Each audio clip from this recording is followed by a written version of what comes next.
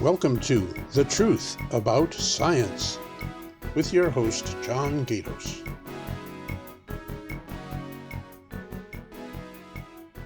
Hello, and welcome to The Truth About Science.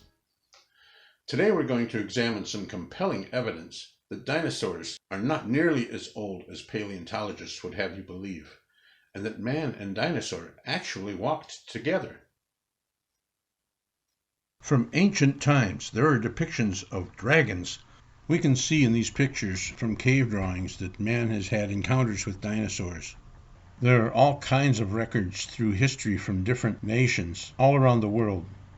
The descriptions of dragons are remarkably similar, even though the accounts are separated by thousands of miles. Artworks depict dragon keepers and dragon feeders, and dragons drawing chariots. When Marco Polo was in China for 17 years, he had dragons pulling his chariot. Even the Chinese calendar has a dragon on it, along with 11 other animals that we recognize. Why would they include a dragon on their calendar if it was not real? Many artworks from the medieval period depict dragon slayers.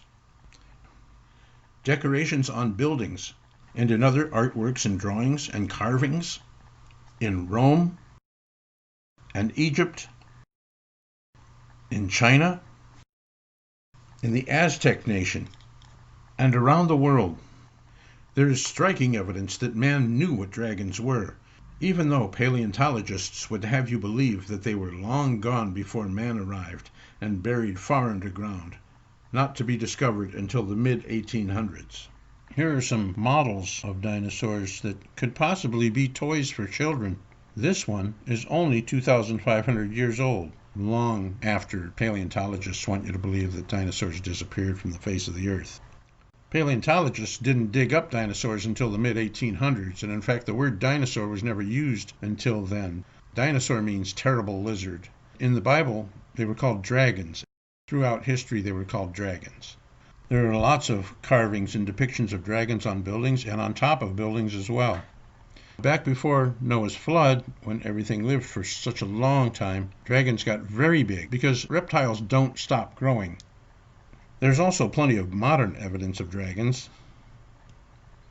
Of course, there's footprints, but here we see a human footprint right next to a dragon footprint. Many cases have been found where men's footprints have been right alongside dinosaur footprints. And look how big some of these dinosaur footprints are. You can begin to see that it's just undeniable that man and dinosaur actually did walk together. The legends are too numerous, the stories are too numerous, and the evidence is also overwhelming. Other modern evidence is that they have found actual soft tissue in dinosaur bones. They've found blood cells and blood vessels and muscle tissue and other types of elastic tissues that should never have survived the so-called millions of years. They would be long deteriorated by now, and yet there they are. There was a series of experiments where they repeated it more than 15 times and got the same results each time.